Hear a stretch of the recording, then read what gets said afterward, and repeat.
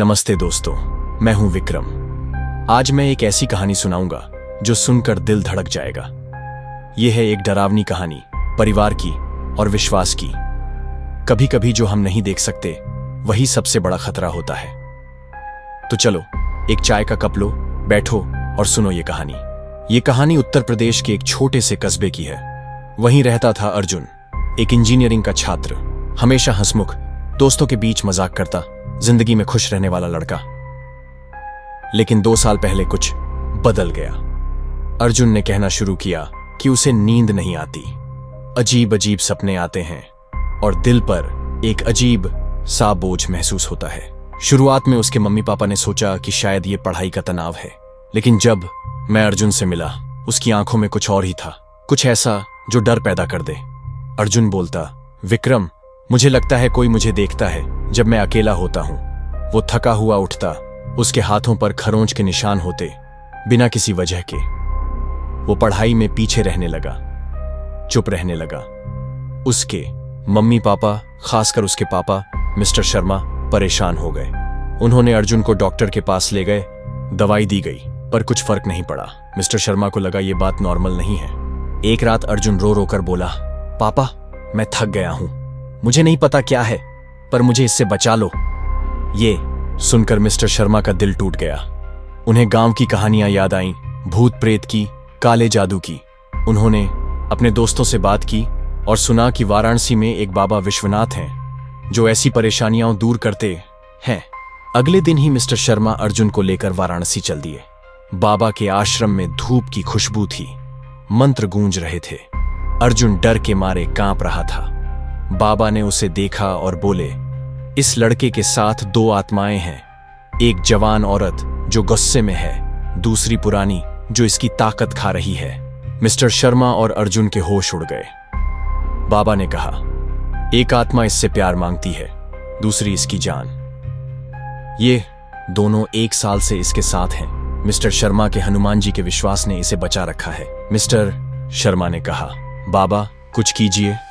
बाबा बोले, अभी अर्जुन को अपने पास रखो, हर रात हनुमान चालीसा पढ़ो, इसके गले में तुलसी माला डाल दो, 1 महीने बाद वापस आना, पूजा करेंगे। घर आकर अर्जुन और उसके पापा ने सब किया जो बाबा ने कहा।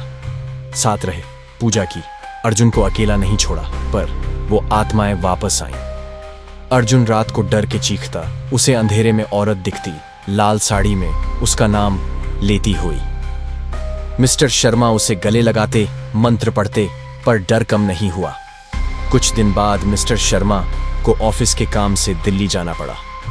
उन्होंने अर्जुन को अपनी बहन मीरा के घर छोड़ा जो पास रहती थी। उन्होंने कहा, बेटा हिम्मत रखना, और तुलसी माला दी। उस रात मीरा के घर अर्जुन पर वो आत्माएं फिर हावी हो गईं। अर्जुन के दिल में ठंडक सी छा गई। उसके सामने सब अंधेरा हो गया। जब होश आया, वो मीरा के कमरे में था, उसे देखता हुआ। कुछ उसे चला रहा था। सुबह मीरा नॉर्मल थी, जैसे कुछ हुआ ही ना हो, पर अर्जुन को याद था उसके शरीर पर उसका बस नहीं था। वो शर्म से डूब गया।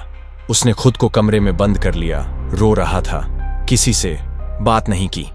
जब मिस्टर शर्मा वापस आए, अर्जुन ने कहा, पापा मुझे यहां से ले चलो, यहां बुरा लगता है।